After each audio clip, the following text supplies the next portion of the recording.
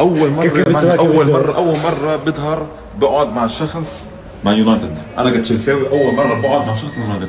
طيب هيدي بحياتي ما بعملها، هيدي مستحيل اعملها الا معك، لانك انت يا اخي كابتن ضلحه، كابتن ضلحه والله جد. بس واحد ثاني غيرك يونايتد بقول له الله معك. صدقني اليوم لا قاعدك طول السهره لا قاعدك مع جماهير مانشستر يونايتد. والله اهرب دغري. والله لو بعرف لميت لك الرابط ابو عرقوب.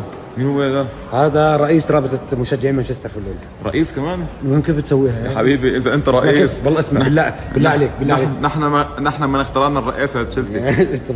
اسمع بالله عليك، هاي لما ياكل تشيلسي الجول الثالث كيف بتسوي؟ ايوه الجول الثالث على تشيلسي.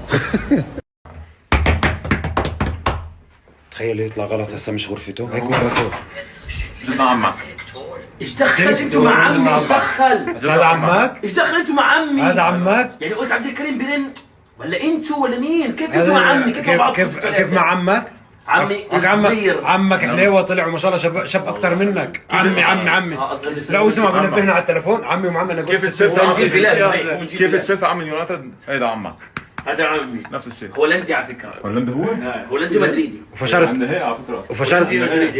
وفشرت كمان مره.